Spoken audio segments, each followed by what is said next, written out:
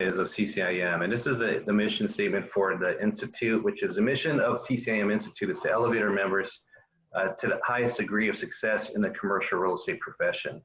And as a leader of CCIM, Helen and I mean, we thought it'd be a good idea for us to use the tools that we have available to us, which is Zoom, to do exactly that. We care about our members. We want to make sure our members are getting support, let them know that we are offering support. We feel with unity that we're going to get through this. And so I've heard a lot of anxiety the past couple of weeks. I just want everyone to know that everything's going to be okay. And we all need to work together to get through this. And the more we are able to work together, the better off we're going to be. I believe in information. I believe in education. I believe in relationships. And the more we can do that during these times while we're on, so-called lockdown, in any means possible, just the better for us. And so when things do start to get better, we're coming out this in the best position possible. At the same time, there's a lot of people that are doing some really unique things right now that are people are able to take advantage of. And so I just wanted to share some of that stuff with you.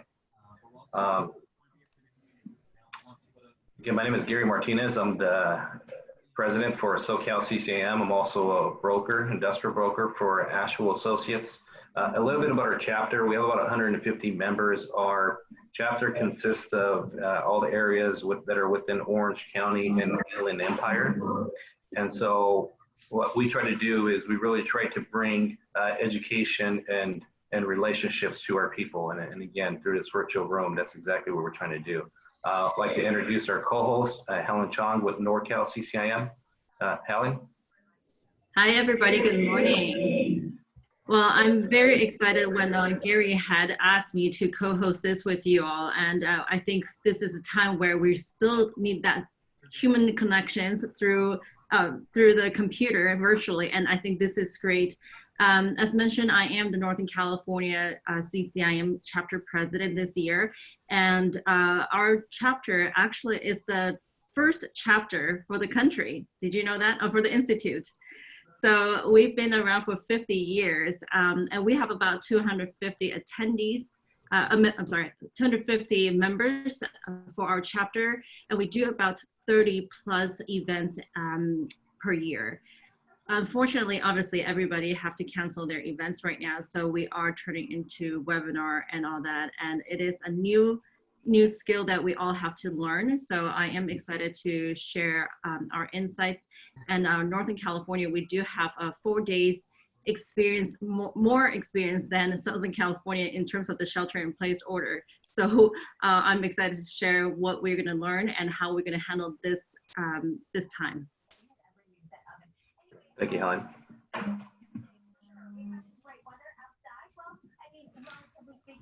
So in regards to our agenda today, we wanted to make this somewhat of an open format, at least as much as possible. We want to allow as many people to discuss as to what's happening out there in the marketplace. And, naturally with 46 participants that are currently on here, it could be a little hectic. So what we're going to do is we are going to try to keep this in order as much as we can. And when by doing that, or I guess in the start of that, we put together an agenda. And so the agenda we can see right here, where we open the meeting, we're going to do some chapter introductions at 8:10 or somewhere around there. We're going to do some roundtable discussions as to everyone is going to get an opportunity to talk, to see what's happening in their industry, in their line of discipline in regards to whether you focus on industrial, office, retail, multifamily, housing, lending, or whatever it may be. Everyone's going to get a chance to talk and discuss. We're going to have a wonderful presentation from George Paniagua with Southland EDC. That's going to talk a little bit further in regards to the SBA Disaster Relief Fund, which is a fund that small businesses could take advantage of right now, so they could get the relief that they need to continue things going and payroll and stuff. Then from there, we're going to go into another open discussion as far as some tips, technologies, best practices. We'll have a Q&A, then we'll go and close out the meeting. And so with that, and Bonnie, if you could do me a favor, if we hear the chatter in the background, can you mute our participants? And so just to let everyone know, everyone is unmuted at this time, at least on our end. And so if you would, just put mute on your side for the meantime, and we will allow you to come in, from time to time to talk and to.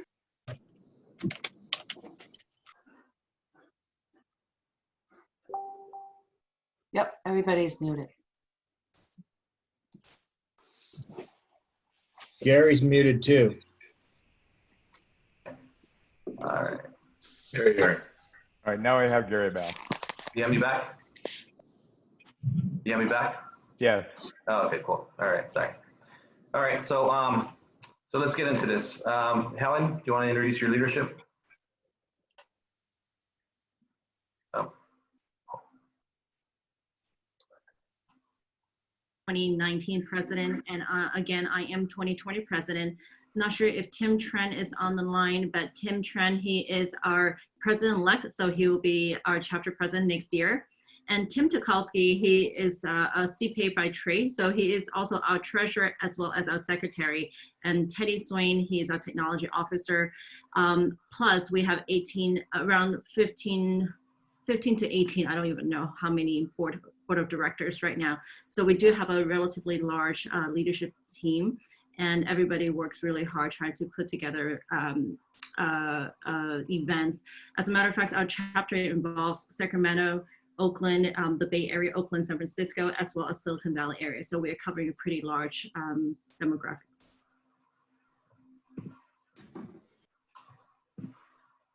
And these are our sponsors. So we have our platinum sponsors, Sanseville San Filippo, and they are a CPA firm. And also our gold sponsors, Heritage Bank, Crexley, Bangerter, and Chase, as well as silver sponsors, Business Finance Capital, as well as Chicago Deferred Exchange Company. In regards to SoCal CCIM Board of Directors, we don't have our pretty faces up here, but we do have some nice names. And so I just want to give recognition to our board members and thank you for all their support. Without their guidance and support, there's no way we could come up with some of the stuff that we come up with. Also want to thank our sponsors, CoStar Group, AAR, Asheville Associates, Asset Preservation, Baker Law Group, Coast to Coast Escrow, Platinum Wealth Group, along with Fidelity. Again, just want to thank our sponsors because without them, there's no way we could do what we do at the cost that we do it at. And so I just want to thank them. If anyone's in need of their services, they're all open for business right now. Please reach out to them and support them like they're supporting us. So in regards to our roundtable today, what we're going to be doing, at least for the next couple of weeks, is we're going to be hosting this roundtable on every single Tuesday from 8 to 9:30. We typically do monthly meetings, but the thought process is everything's moving so quickly in this world. It even feels like a week from now, we might be living in a different world, but so we wanted to make sure that we are providing some guidance, providing information. We're all continuing to work together to provide best practices to kind of keep our businesses going, to make sure that we are doing what we can on our end to, the best job we can for our clients. And during this time, we continue to look for sponsors. And so you had an opportunity just to see our sponsors. If you have an interest in becoming a sponsor, sponsorships, at least on the SoCal CCIM side, start as low as $500. Helen, where your sponsorship packages at? We're at Platinum is at $5,000, and then we have our gold sponsorship is at $3,000, silver $2,000, and then also our the lowest package is $1,000. Wonderful. And how many members do you have again? We have about 250.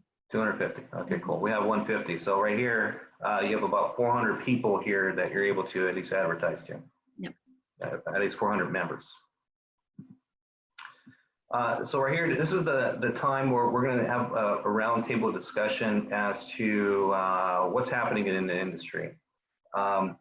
We want to hear from everyone as to what's going on. What type of feedback have you been getting from your clients? What kind of recommendations are you providing them? We just want to hear, from our commercial real estate industry or the professionals as to what's happening out there. And so this could be somewhat of a challenge, at least on our end and on everyone's end. But if you, I want to remind everybody again, if you do have questions and somehow you cannot unmute yourself at the time, you can put in your questions in the Q&A box. So instead of chat box, put your questions in the Q&A box. yeah, and if you do want to talk, we ask that you raise your hand so that way we can see you and we'll try to unmute you on our end. Okay, so I'm going to start it off at least with posing the question right here. What's everyone seeing? I mean, what's the sentiment out there? I mean, naturally, a lot of our clients are concerned, but overall, what are we hearing? What are we seeing? We have multiple different markets that are online right here and multiple different disciplines. So naturally, we're seeing a lot of different things. So what is it that we're seeing? Well, maybe I can start since we're in Northern California, and I'm sure a lot of people can share your experience as well. For my company, we actually serve both residential and commercial all the way to, so we have a lot of people who are buying homes for themselves all the way to investors buying apartment buildings to commercial buildings. And we definitely start seeing, I think the first week people are really just collecting information, trying to understand what's going on. No one is an expert in this. Everyone is just learning. So I see first week information coming in. Today it will be this, tomorrow will completely change, and then the next day will change again.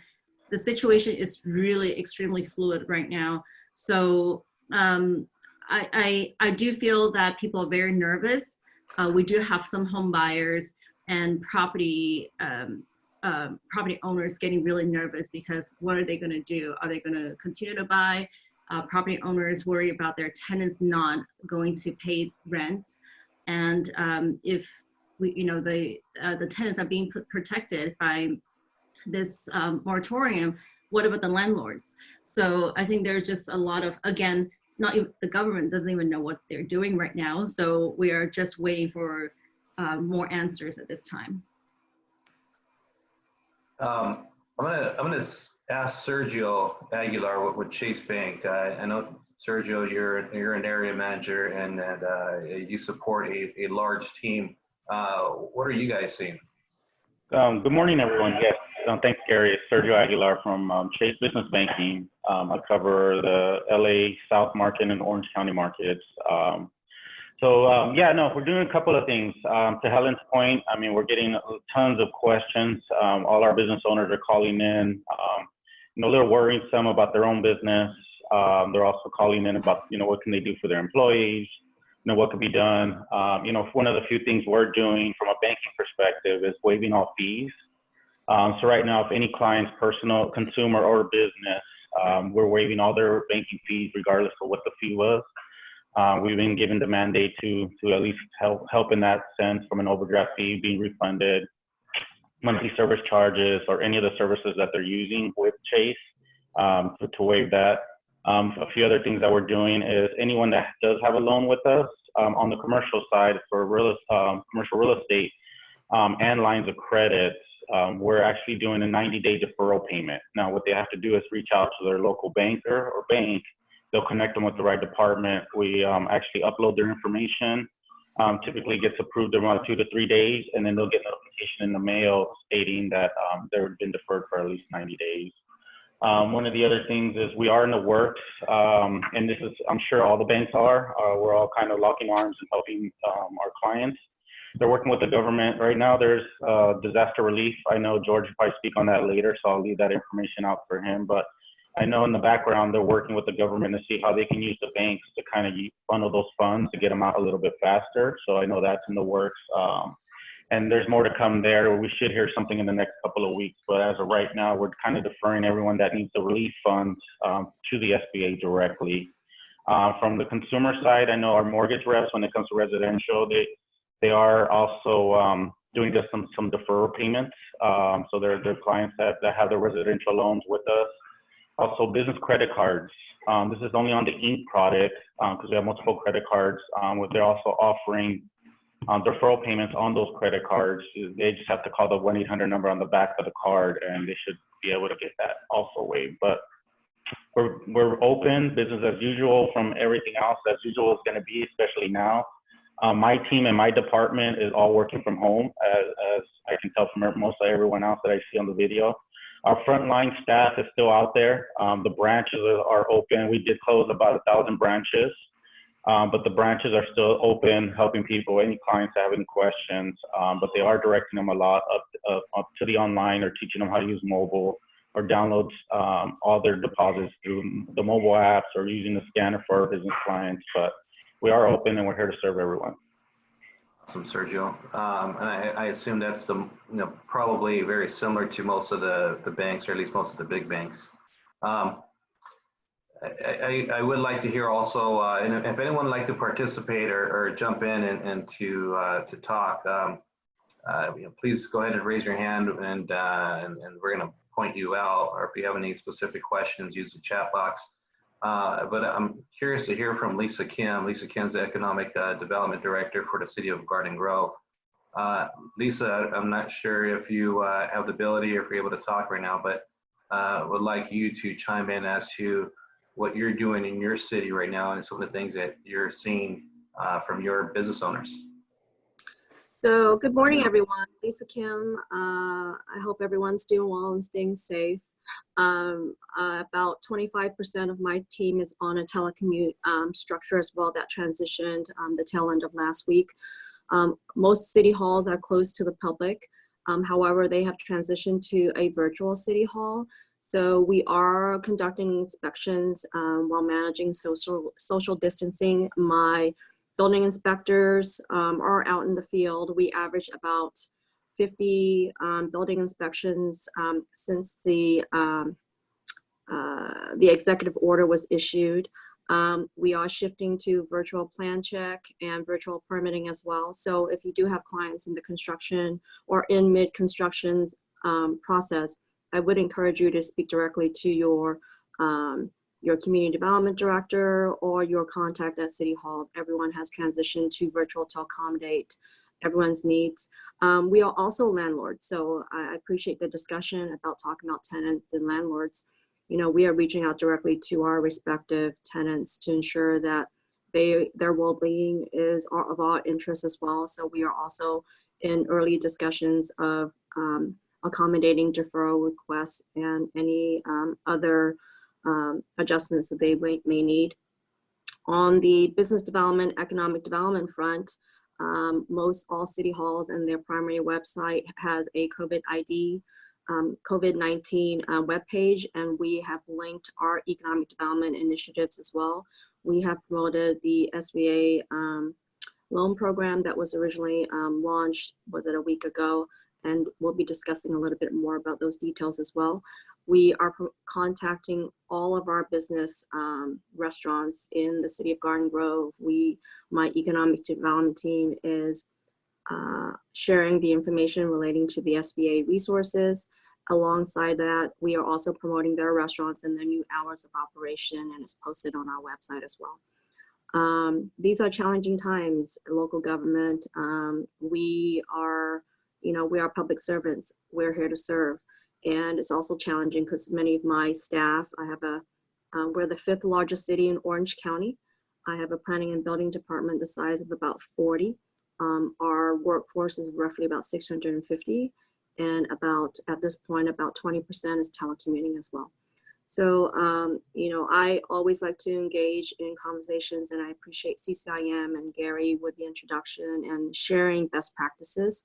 I'm probably one of few municipalities that are really listening and taking in information and how we can do our job better and how we can provide our services more effectively. My takeaway is pushing out facts and accurate information is paramount, but there's a lot of, uncertainty, and I don't disagree with Helen. I would challenge that the federal government, I believe, is a big hot mess, but at a local level, we are managing to the best we can. But there's also resources at the county, state level as well that has been pretty responsive. So I do want to, give those agencies their respective kudos as well. Again, I'm a resource. If your clients are not necessarily in Orange County or in the city of Garden Grove, our network is pretty wide. We currently have an ongoing discussion with all my counterparts in the 34 Orange County cities. So if you have a client that has a project in your respective Orange County city and you've been unsuccessful in reaching a city contact, shoot me an email. It's lisak@ggcity.org. I will be happy to make an introduction to my counterpart and share and assist you in that way. Again, I'm here to listen, and we're also in the process. We have a small business assistance loan program that we established 3 years ago. It was a $25,000 zero interest rate to businesses, and the only requirement, obviously, we work in collaboration with SBDC to underwrite our loans, but we're also asking for them to hire one full-time low-income position. So it could be a full-time equivalent to part-time positions. I've directed my team to now shift to a grant program. You know, we have about $75,000 left in that budget, and can we modify that in such a fashion that would create job retention initiatives? So you'll probably hear a little bit more chatter about what's happening in the city of Garden Grove in the next week or so, but we hope to refine our guidelines to help at least keep our small businesses afloat for the next 6 to 8 weeks. So that's our goal. Thank you. Thank you, Lisa. I do see someone with the name of guest CCIM that put up their hand. Do you have something to add?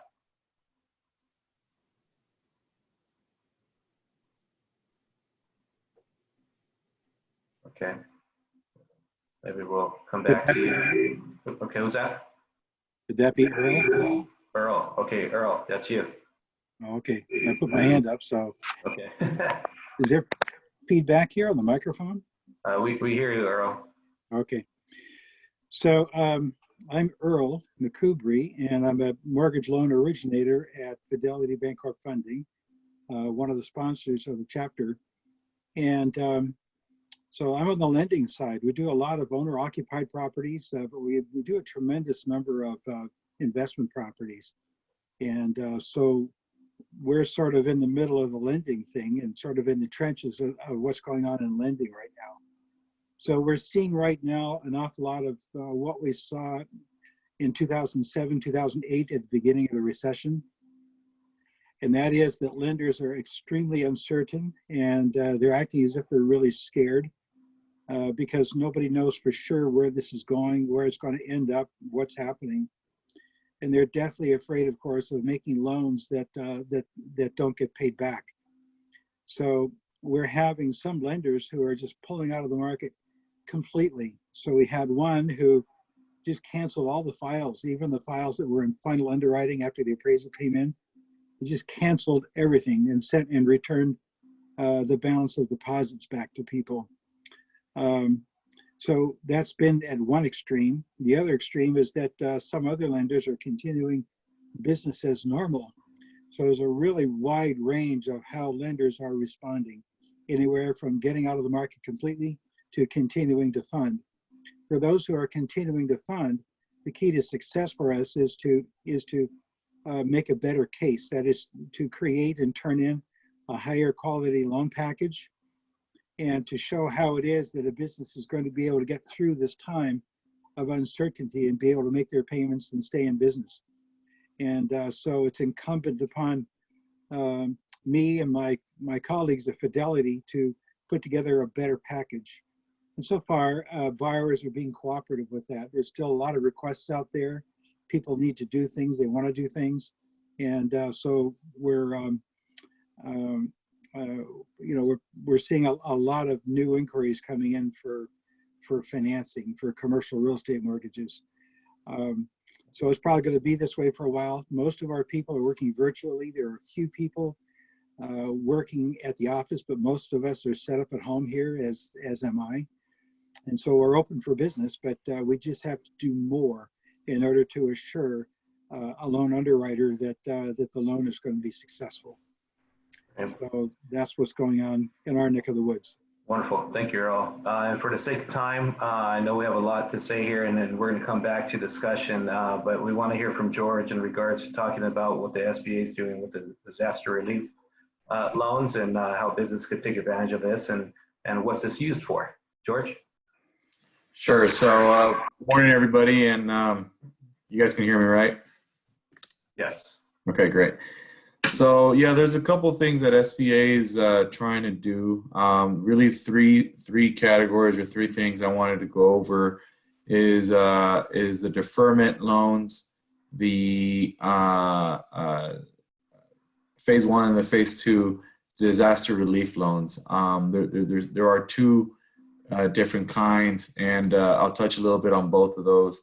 You know, this is a fluid situation, so things are changing as we speak. There is a rumor out on the hill that another type of SBA disaster relief loan is coming up, starting this coming Monday. Now, may happen, may not happen, not sure, but you know, it is a very fluid situation. So with that said, Gary, real quick, am I pushing over for the slides, or are you doing that? Just tell me next. Okay, cool. Thank you, Gary. So as you see, there's a physical damage and then there's an economic injury categories, right? Physical damage is when there's actual physical damage to your building. If it is that you own a building, whether that's a natural disaster, flood, hurricane, you know, tornadoes, things like that. And then economic injury, which is definitely the one that we are facing now.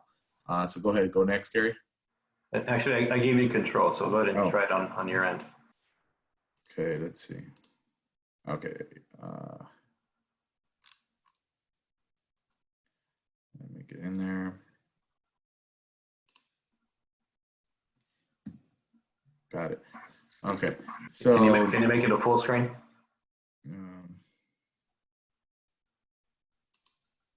Here, I'll do it. Yeah.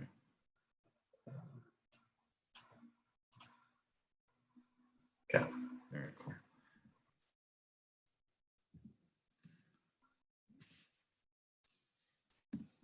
Okay, so basically, who's eligible, right? Who can take advantage of this program here? And it's basically any small business, most private nonprofits of any size, any small business engaged in agriculture and small agricultural cooperatives. Eligibility criteria, you know, I'm not going to go through every single point that are on all of these slides for sake of time. But basically, you have to be physically located in a designated area. On my slides here, I've included some of the websites and information on where to go find if you're a designated area by the SBA. There are some credit elsewhere standards that has to be met under a phase two, not under necessarily the phase one. You know, there are other aspects. I've listed them here for your review. And Gary, feel free to share this with individuals. But I've also listed those that are ineligible. Again, you'll see that there's quite a bit here. Casinos, racetracks, loan packagers, religious organizations, political or lobby concerns. Those are not eligible, as well as these here, pawn shops. Hold on, guys. So, oh, Gary, I don't know what happened there. So you can give me control. There you go. Okay, perfect. So those are all, again, ones that are ineligible. And again, I won't go through the whole thing. So Gary, it doesn't let me go to the next one. There it goes. Okay. How much can I borrow? Eligible entities, you know, can qualify up to 2 million, but that's where I'm going to break it up into the two types of resources that are out there. You got the phase one and you got the phase two. The phase one is up to 500,000 and the phase two is up to 2 million. As you can see here, the rates on the disaster loans are 3.75 amortized over 30 years. So it's very fair.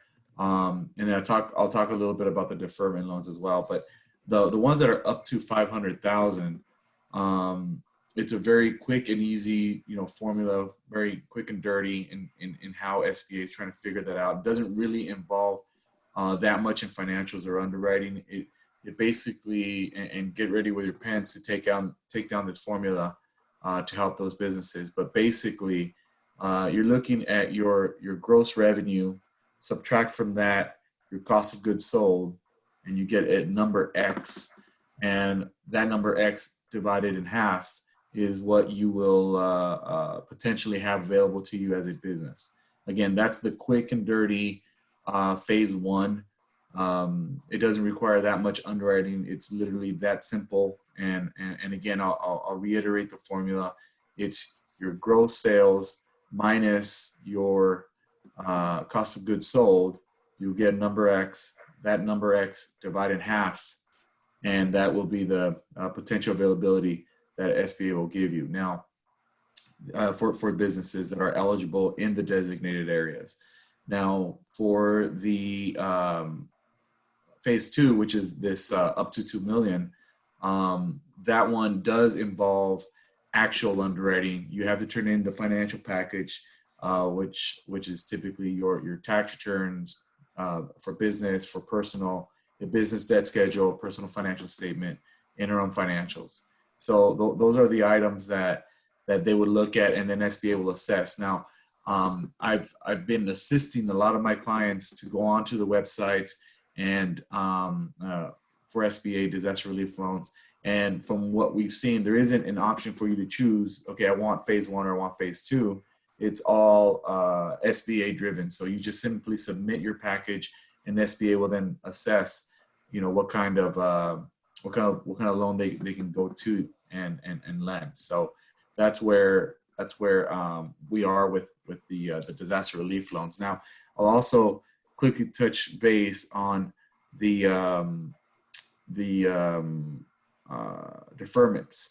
So the deferment loan is for those situations in which you have an existing SBA 504 loan, and I'm not going to talk about 7A because I'm not very familiar as to what the 7A offers. Most of the times we mirror each other, but I'll only speak to the 504. In this deferment method, if you have a building in which you took out money from a CDC and your bank in order to buy your building, SBA is allowing for the CDCs to provide a deferment of up to 6 months to those businesses that currently owe money to the SBA. So, for example, some of my clients have been, we've been processing the deferment loans for them, and then again, it's either in part or the entire payment that is deferred for up to 6 months. At which point, once the 6 months is over, they're going to give you a catch-up period to pay those 6 months off that you did not pay, and they'll give you 5 years to pay that off. So it's really fair. They give you 6 months of deferment, and they give you 5 years to pay those 6 months back. And so that's on an existing SBA 504 loan, and where you owe money to the government, you're making your monthly mortgage to the government.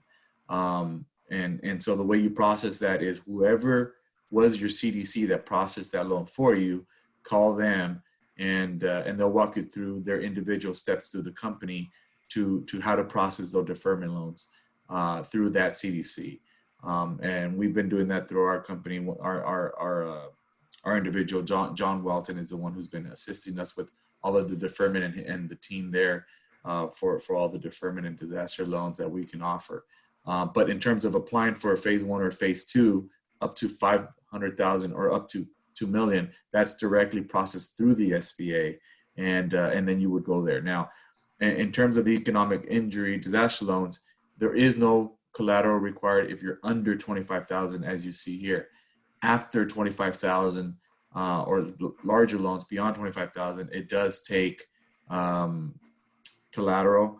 And they take available collateral. However, they won't decline the loan if there's a lack of collateral, but they do have to pledge. borrowers do have to pledge the available collateral that's there to be pledged if possible, whether it's collateral in terms of real estate, which is typically the case, or if real estate can't be mitigated, then it will be with additional cash if required. So that's. You can just tell me next, and I'll do it for you, George. Okay. All right. Let's go to the next one. Okay. So what's the criteria again? The applicants must have a credit history acceptable to SBA, and this is again for both phase 1, phase 2. SBA determines the application business has the ability to repay the loan. That and it's not based obviously on today's market conditions, but it's based on the historical performance of the business. And again, eligibility must be eligible. There's a bunch of other requirements for eligibility, but again, it must be physically located in a designated or declared county, and it must be one of the eligible businesses. Go ahead, next, Gary.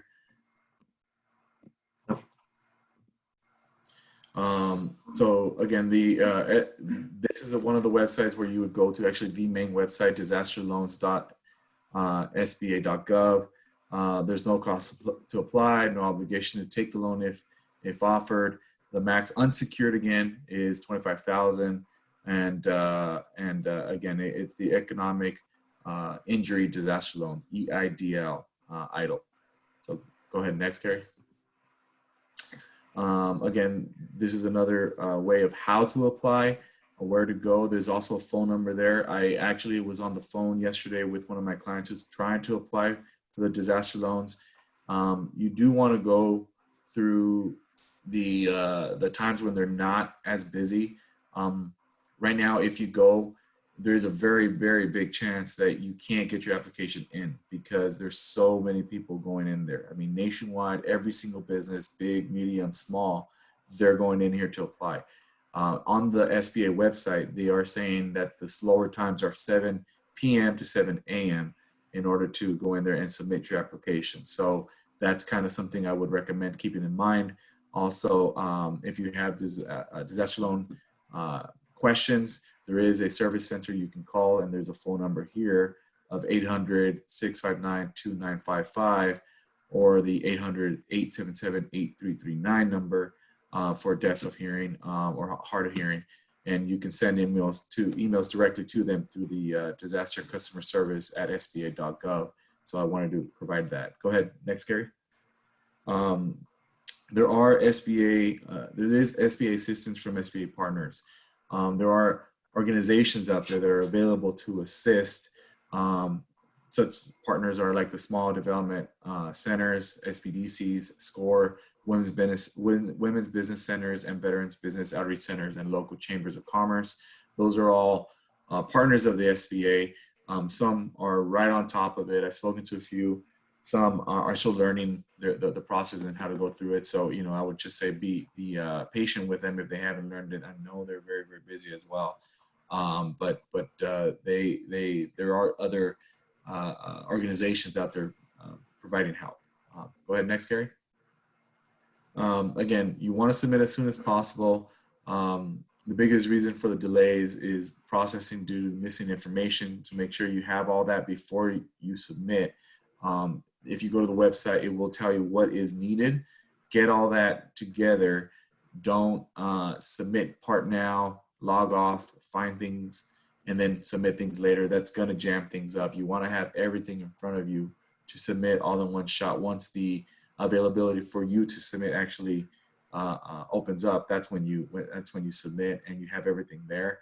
Go ahead, next, Gary. This is the portal. This is the way it looks once you go in there. And I'm not going to go through every single step, but it's pretty easily. You would go on the where it says on the left-hand side in red, eligible disaster areas, to find out if you're in a designated area. You would go to apply online to actually submit the application, and then check application status to see what's going on with your loan. Next, Gary. So this, and you can go through these slowly, Gary. I don't want to say next, but go ahead and start going through these. But you'll see this slide walks you through all the different available options and where to fill out your information, what to do. Go ahead, next, Gary. It shows you where to submit your information next, where to click, what to do, and things like that. You know, business type and what kind of business and services do you offer. They have to make sure that you're an eligible business, so they have to go through and ask a lot of questions to make sure you're an eligible business. And so it's, again, you select your state, county, disaster declaration area. You complete certifications to say everything you're saying is true and correct to the best of your knowledge, and you submit. And again, their SBA is the one that processes or acknowledges whether it's a phase 1 or phase 2. If you're not looking for that much money, or if you're looking for under 500,000, I gave you guys the equation on roughly how to estimate thereabouts how much will be available. But once it goes into the full underwriting for phase 2, if you're looking for more than 500,000, or if your business clients are looking for more than 500,000, that's where it goes into the full underwriting. And SBA is typically trying to get back to people between 3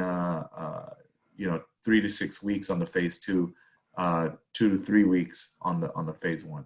So timing is obviously very important. Everybody needs the loans for the next, the next payroll, the next rent check or mortgage payment. So I would recommend everyone that is in need and is an eligible business to go in and apply, and make let SBA know that you're in need of that, and we are here to help. I'm a CDC, right? I represent SBA. I'm not SBA directly. SBA has their own reps and individuals that you would talk to, but our money when we lend comes directly from SBA, so we're in constant communication with them at all times for our SBA 504 loans. And so this is how I'm able to get this information from SBA. I'm sure a lot of the SBA partners have information like this they can disseminate to their folks as well. But for now, I'll open it up to any questions if there are any. We do have one right there from M. Felton or Felton. He says, for clients selling their properties that currently have an SBA loan, is there anything in place that allows some relief regarding loan payoff date options? So for clients that are selling their properties that currently have an SBA loan, yeah. So you would go to the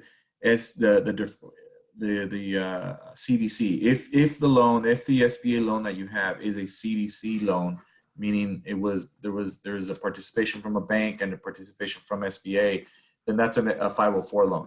If it's a 504 loan, you go to the CDC that processed your 504 loan, and you ask for a deferment there for 6 months. So you could technically defer your payment for 6 months while you're in transition of selling the property. If you took out a 7A loan on that property to purchase it, and now you're looking to sell it, I would call the bank because a 7A loan is only guaranteed to the bank. It's not money actually provided by the government. It's an actual full-on bank loan. So they're the ones who you would need to talk to. And every bank has, I'm sure, their own separate and individual policies. So you would want to talk to that bank. But if it is a CDC driven, you call the CDC, you ask them you let them know that you need a deferment, and they'll work with you to process that. If that CDC happens to be Southland, feel free to let Gary know, and I will be happy to direct you guys to the right individuals in our company that can process your deferment request. We've had a few questions in regards to being able to get these slides. George, I just want to reiterate what you said earlier. We're able to send out these slides to everybody. Yeah, correct. Right. All right. Anyone else have any questions related to what George is talking about here? Well, if we have any other questions, we could come back to it because we are going to open it up again for another round of discussions. And so, George, I want to thank you so much for your time and your support, to our chapter and for all the small businesses that are out there. It's definitely guys like you that are sharing this knowledge is definitely helping relieve a lot of tension and pressure from a lot of business owners. So thank you, George. Thank you, guys. All right. So that we're going to get into a little quick roundtable discussion like we did earlier in regards to some tips, some technology, some best practices right now. Over this past week, I've had a lot of opportunities to talk to a lot of people, and there are businesses that are still doing very well in this economy, and are picking up some businesses as well. And they're using some new either technology or some new ideas to help generate that. And so just wanted to open it up as far as what people may be doing that in our industry that they're keeping themselves afloat, that's generating new business. I've heard some very interesting things from a lot of people. We've heard already from Sergio as to what he's doing. Anyone else willing to share?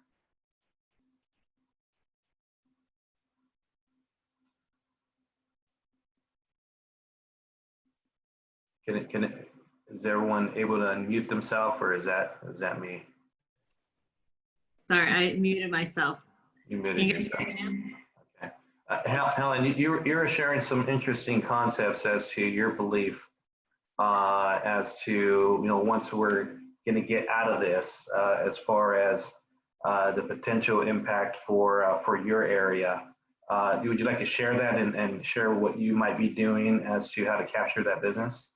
Sure. So what me and my team are doing right now is constantly talking to our clients to see how they're doing. Obviously, right now, everybody is kind of in standstill. There's really, there was this biggest question is that whether real estate is essential business, whether we can operate or not. And finally, we got a detailed list from the Governor Newsom office that real estate pretty much is not an essential business right now. But we are spending a lot of time basically talking to our prospects and our past clients to make sure they're doing okay. One of the questions a lot of clients are wondering, like, hey, is the housing market, the real estate market, or even commercial real estate market is going to crash?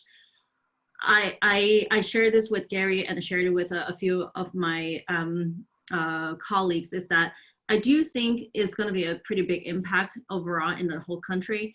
One thing really unique about Bay Area, and we always constantly talking about like how Bay Area is almost kind of like our own economy, because as we see right now, Zoom is, everyone is using Zoom. Everyone is using YouTube, Netflix, Facebook. Facebook usage has gone up 200% within 2 days after shelter-in-place order was implemented. So a lot of these technology firms actually are kind of booming right now.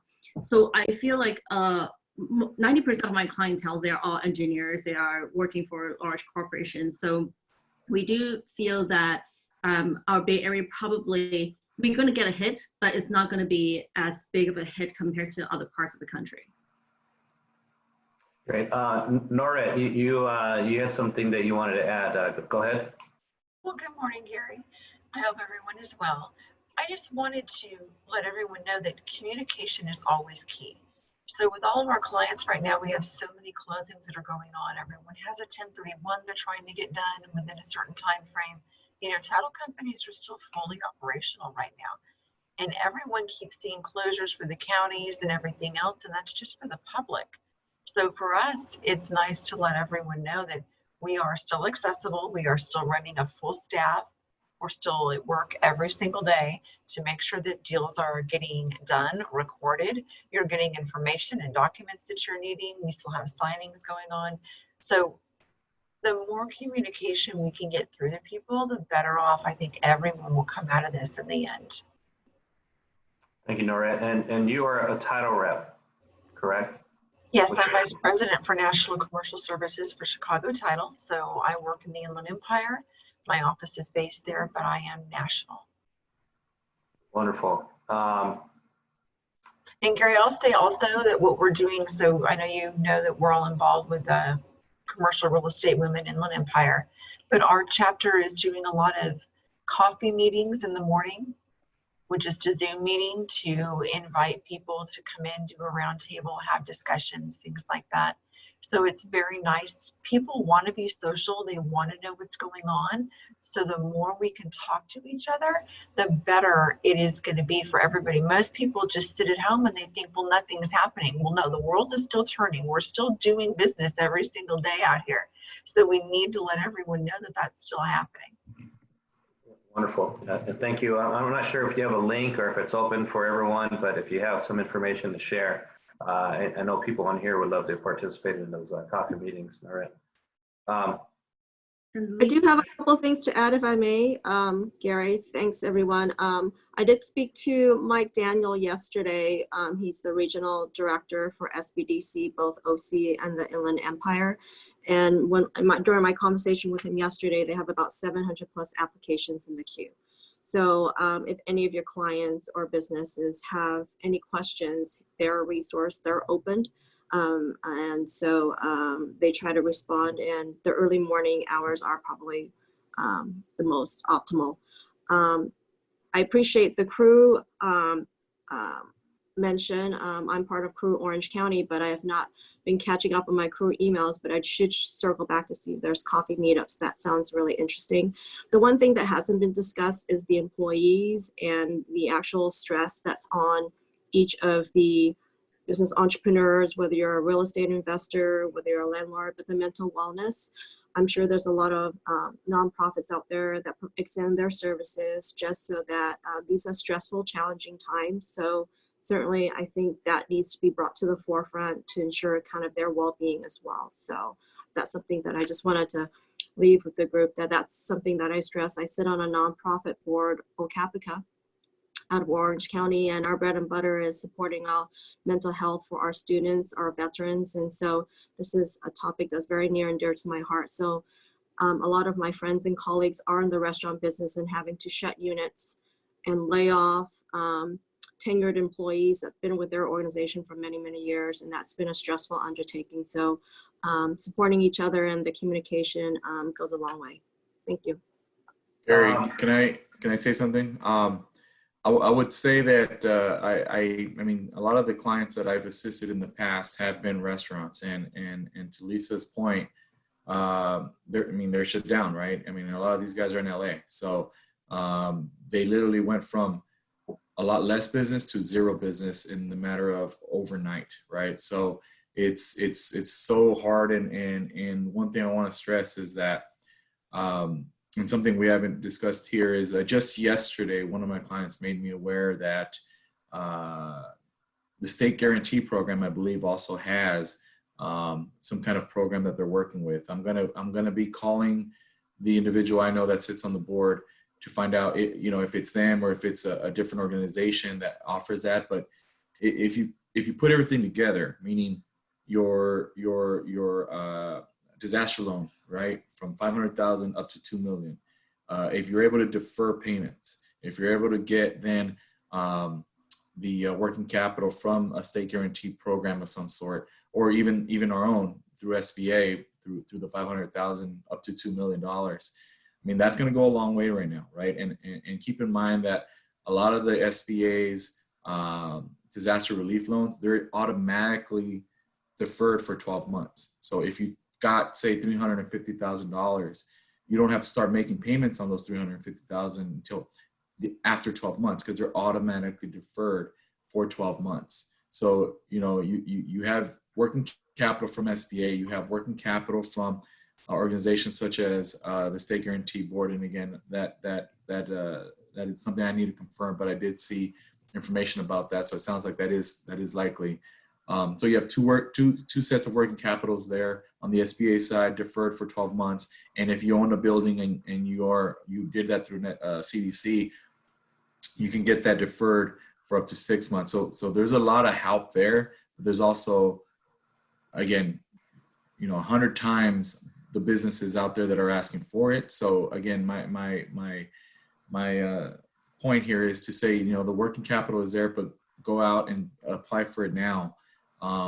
Because those employees, as Lisa mentioned, they're in need of the paychecks, and that's where the money can come from. For now, if, as in the example of a restaurant, they're shut down from one day to the other, there there is opportunity to get that money. So I just wanted to bring that up because, again, we didn't discuss about other loan options. State guarantee, I think, is another one that can be taken advantage of, or at least research to see how that works. And I know after this, I'm going to do my research on that to see how else I can provide assistance to clients. But I want to make sure that everybody here knows of that as well.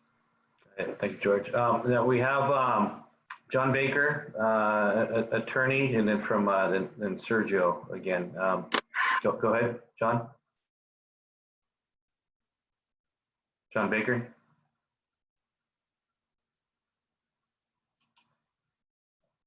I think you're on mute. Okay. There you go. Says I cannot. We hear you. Okay, very good. There's new technology here. Yes, I'm John Baker with Baker Law Group. I'm a real estate attorney here in Orange County. And there's a couple of things that I wanted to talk about. First of all, as you can all well imagine, workouts are going to be happening all over the place at every different level. So my recommendation to real estate agents is that they figure out how they can be of service with workouts. And because I think you'll find a lot of business coming from the workout situation. I'm already getting several phone calls on workouts and be glad to help there. The other thing I wanted to suggest to everyone is that I think fraud will become prevalent in these times. So be careful what emails you try and open. Be careful what documents that are attached that you're going to open. Be careful who on the phone calls that you get. Just don't let your guard down. And the last thing that I want to talk about, unless there's any questions, is evictions. I've seen some people say that commercial evictions have stopped altogether, and that's only partly true. So first of all, several of the courts are all closed. Orange County is closed, Los Angeles Superior Court is closed, San Diego Superior Court is closed, different dates for each of them. But so what that means is that nobody can file a lawsuit to evict somebody right now until the courts open up again. What the executive order from the governor said, however, was that individual cities and counties can determine whether to suspend evictions or not. So it's not a statewide moratorium on evictions right now. It's giving the power to create that moratorium to the cities and counties. Right now, there's no city, much less the county in Orange County, that has suspended moratoriums. Los Angeles City has suspended them, and a handful of others. It's really difficult to try and get accurate, updated information on which cities have suspended evictions. And with that, unless there's any questions, I'll turn it back to you, Gary. Thank you, John. Chris Foster, you have a question for Sergio. Why don't you go ahead and ask your question? How's it going? Hey, I just wanted to see how the banks will be treating any type of deferments and or late payments when they're underwriting new files of potential new loans that are needed down the road. Just trying to get from a credit standpoint, underwriting standpoint, how they will view these deferments and or lates that may appear on some of these new business owners' credit reports.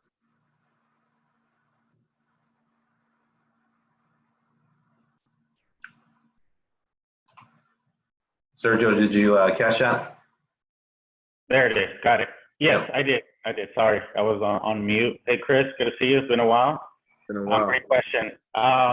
Yeah, so at the moment, they haven't broken anything down, kind of how we're going to look at that. I'm sure they're going to come up with some kind of a mandate or something in that aspect of it affected everybody. So it's going to be a huge impact. I'm sure we're going to look at it. It's going to be a deferment.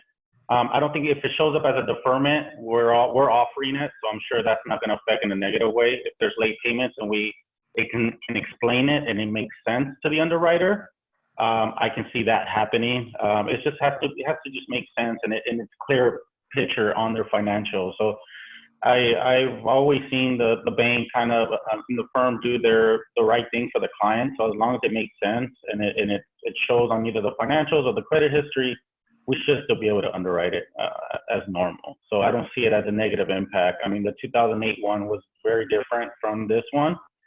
I mean, if they automatically just do it and throw up their hands, it's different than them trying as much as they can towards the end, and then they just had to make that late payment. So it's just knowing the story, making sure that the banker that's taking the lead on that, and I'm sure I can speak on every bank, is just making sure we understand the story completely inside and out, and then that's how we portray it to our underwriting team.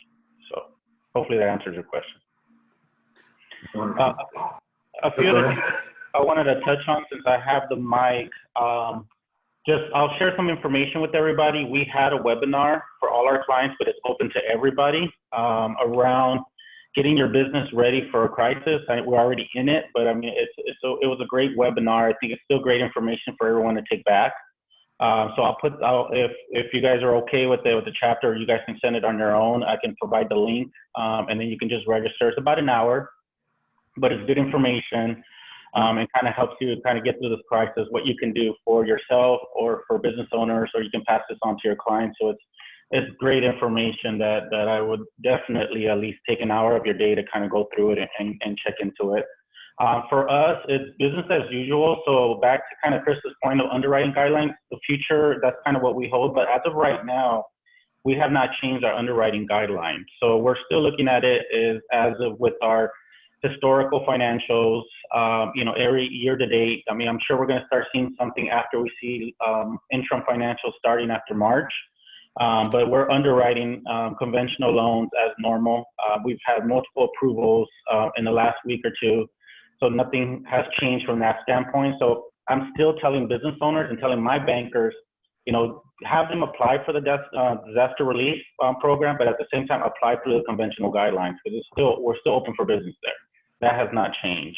So know that, for your clients, have them still speak to their bank about the conventional financing options, and also apply for the disaster relief. So at least they have both processes in place. So George's point earlier, it's going to take some time to kind of get through that, and depending on the loan amount, phase 1, phase 2, you can still have the bank kind of work with from on the conventional side. I also found out, just to throw that out there, is if clients do have an SBA loan now and they apply for the disaster relief, they can still apply for that, because typically, if we did an SBA loan, they have a first lien position, right? But the SBA on this disaster relief, we got more information from our department. They can apply for that, and they'll have 2 different loans with 2 different, that'll be directly with the SBA. It also doesn't go towards the limits for the SBA Express, up to 350, or this total 7A or 504, 5 million. So the disaster relief doesn't count towards that. So they'll still have the remaining funds or the entire funds if they're going for that. Micro lending. So I know LA County has it. I know Lisa touched on it a little bit, but just know LA County has their micro loans for all their businesses up to 20,000. So make sure that they're aware of that. I haven't heard anything from Orange County. I keep checking every day, but I haven't seen anything besides the disaster relief program there. The last thing is fraud as well. To John's point, we're seeing it, not just on the phone calls, emails. We're seeing it for loan applications. So we're taking extra steps as we're submitting loans, because everybody's applying, and we're doing our due diligence. We already caught a couple, either fake financials or businesses that weren't even real businesses once we kind of Googled them. So we're doing that aspect to protect the bank, and also for our clients, we're letting them know to make sure they all sign up for the fraud protection services. Every bank has it. I would say now or never, it's the best time to do it.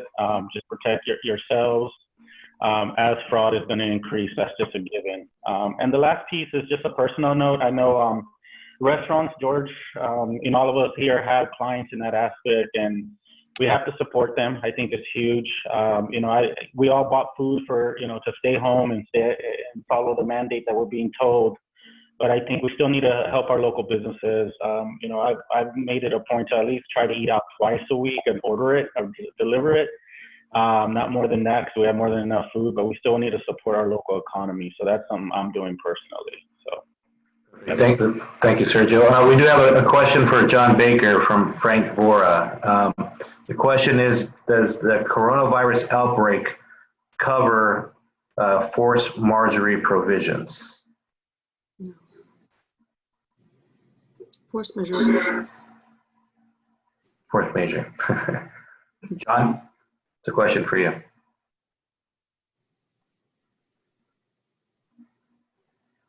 Unmute. Here, John. John. John, you're on mute, John.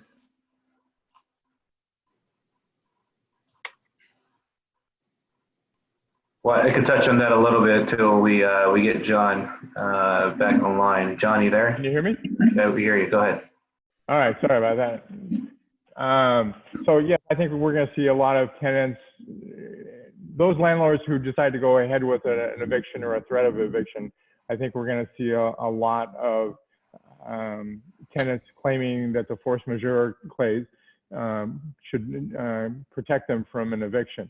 What the force majeure clause is, if it's even in the lease, says that if there is a major situation like war or riots or things like that typically, and I think this situation would also qualify, then the force majeure, then it relieves the tenant from having to pay rent and do other things pursuant to the lease.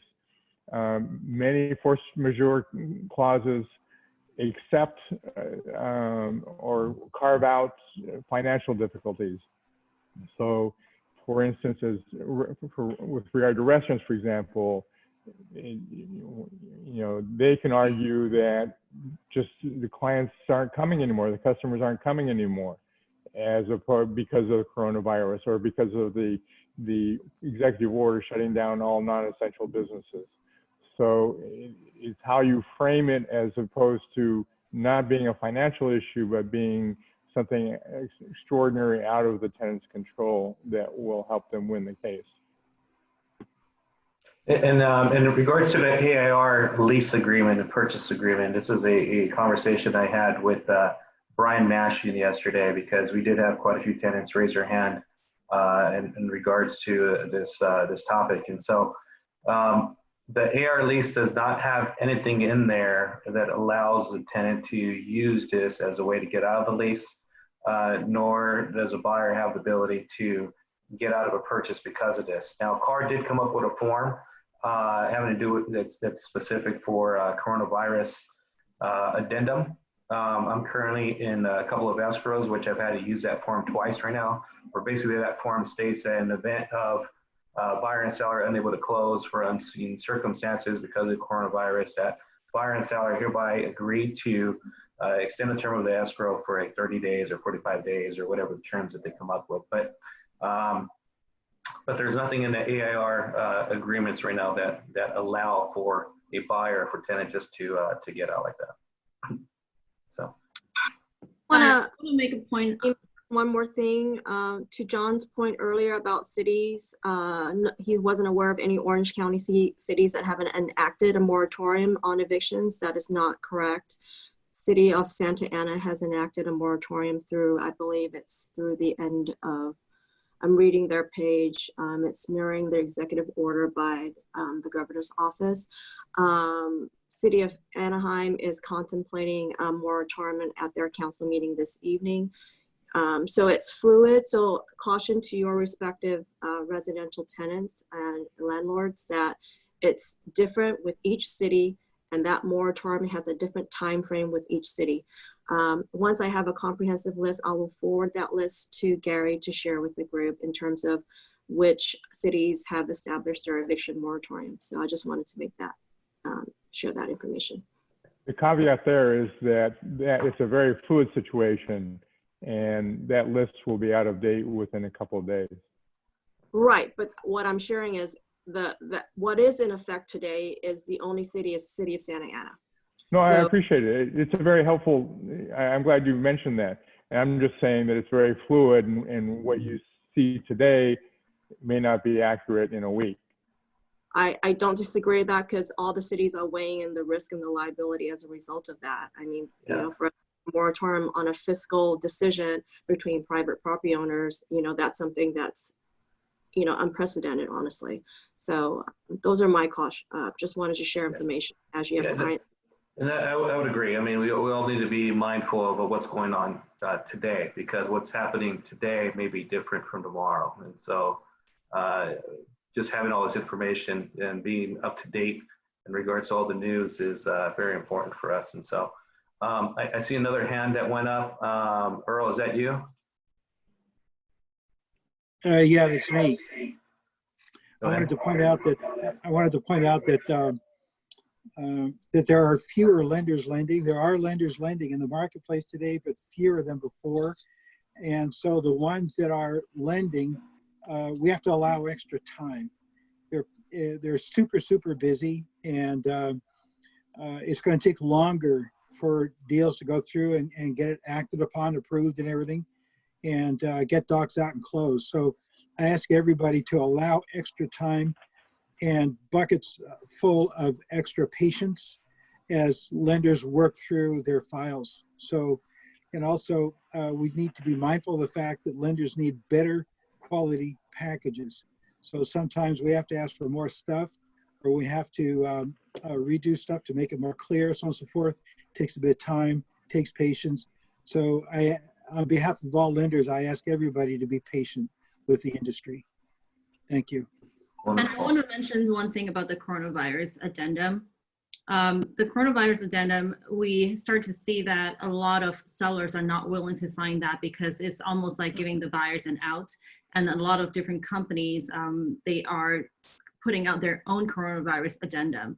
So it is very important to see how you can, one is to convince the seller to sign it and show your good faith. I think this is all part of the negotiation. So just have to handle that very carefully.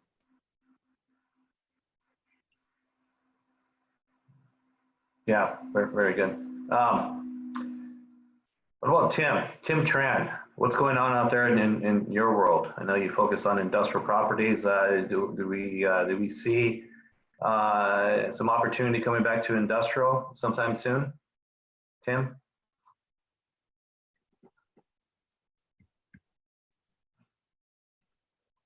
You there, Tim? Is he here? I don't think he's here. Oh yeah, he's here. All right. Tim, you might be on mute. Well, go ahead and chime in when I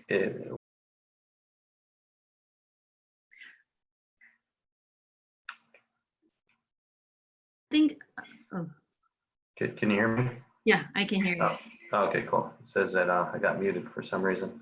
Well, I actually, so we specialize in apartment buildings and we work with a lot of apartment investors. That's one of the questions would be like, so if there are all these tenants not paying due to this coronavirus, how are the lenders gonna underwrite these files?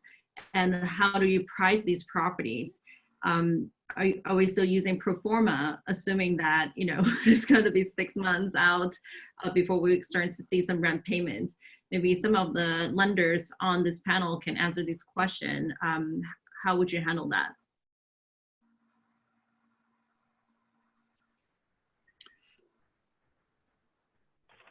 So Marty, let's see.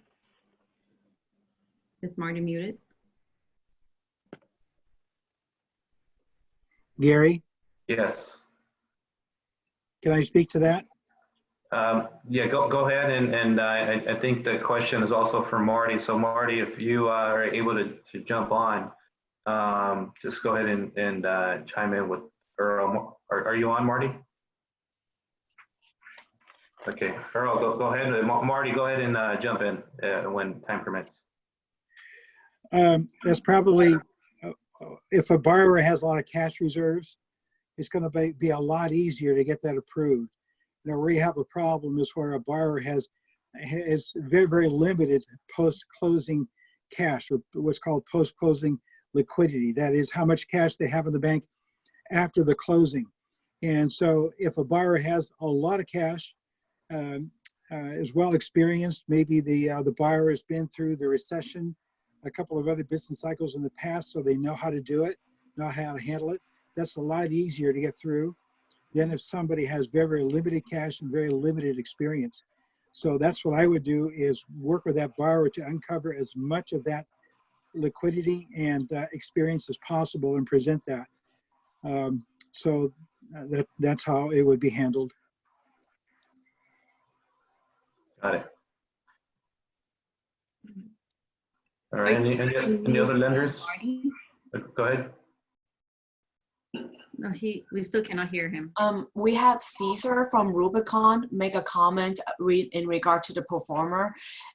He said that performer is not something considered at this time, as far as for valuation. Okay. Guys, I'll speak to the CDC dynamic. If you have a client that is looking in the future, right? They go on deferment, for example, or they were affected by the existing situation with Corona. CDC's SBA, we do have the latitude to look at things as a projection based.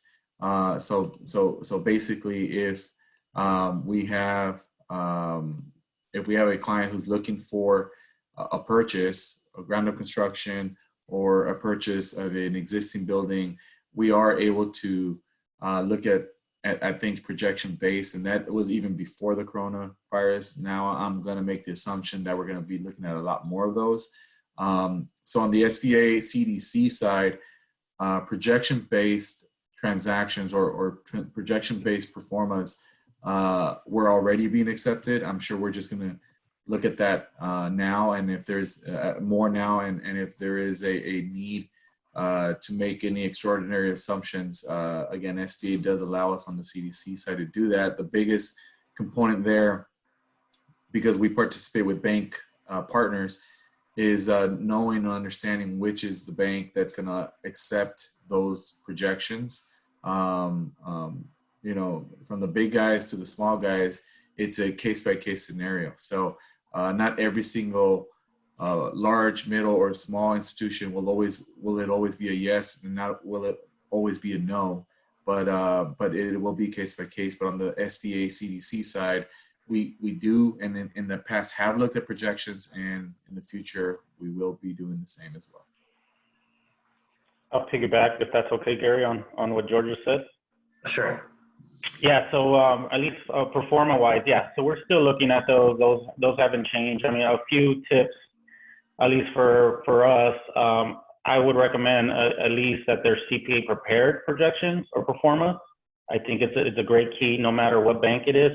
It's a stronger financial lookout if it comes from a CPA, based on kind of our past history when it comes to performance.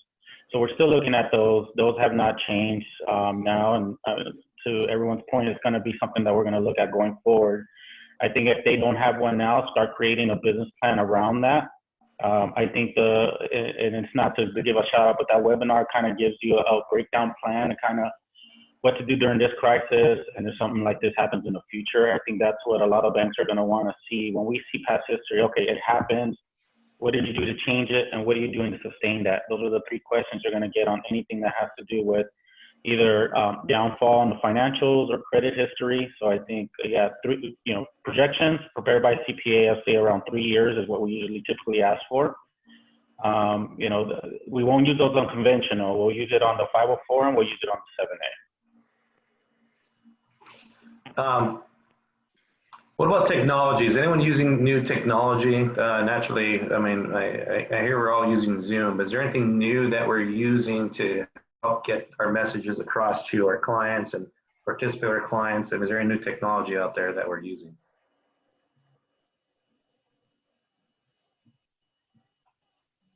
I don't necessarily think it's a new technology, but I think that before we had a lot of people who are very against social media now being forced to be on social media now, including Facebook and LinkedIn. Yeah, for sure.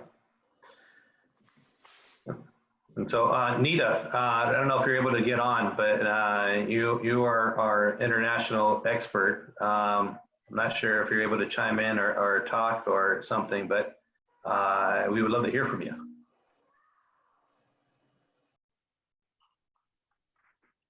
Nita? Yes, I could not get in. We hear you.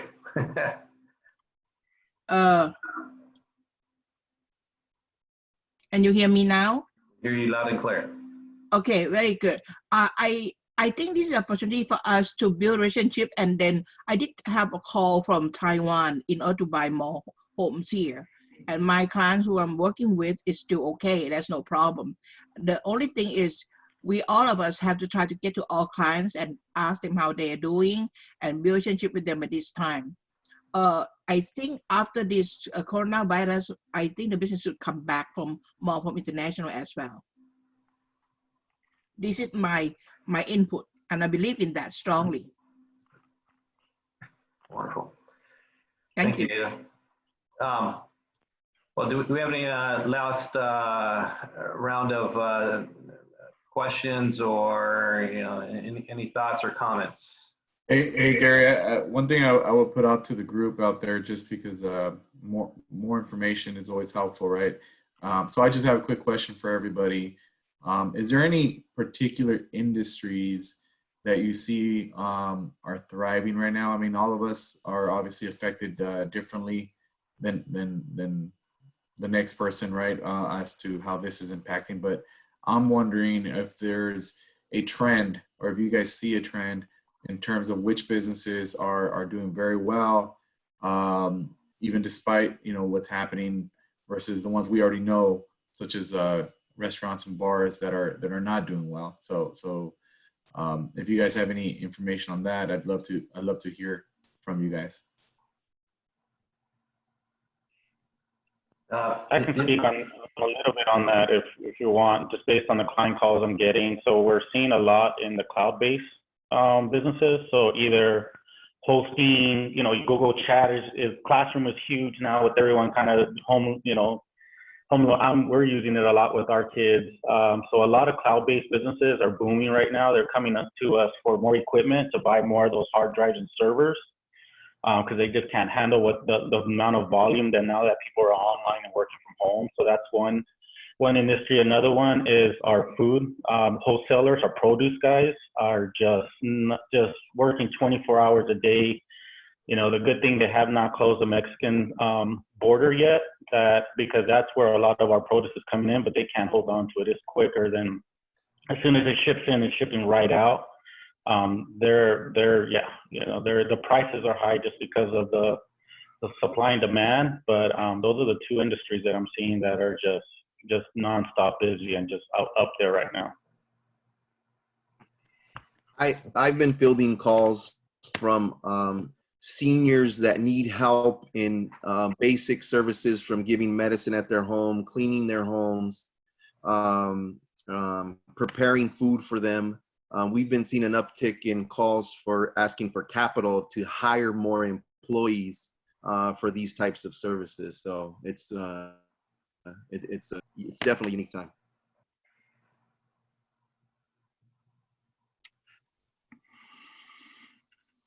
Yeah, I see pizza partners are also doing well. We hear a lot about restaurants, but pizza partners, or not partners, but pizza delivery services doing well, at least in the food part.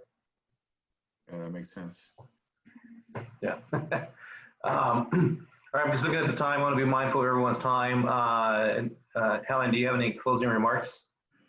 Well, my closing remarks has always just been like, everybody, really appreciate everyone doing the social distancing, staying home, because I truly believe that this is just a temporary thing.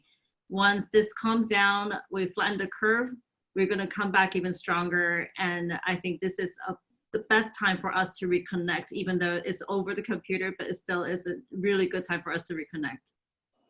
Yeah, and what my recommendation for everyone is to anticipate. And anticipate the next steps, anticipate short-term, anticipate long-term, anticipate your landlord's calling you and being prepared with an answer because their tenant is not looking to pay rent.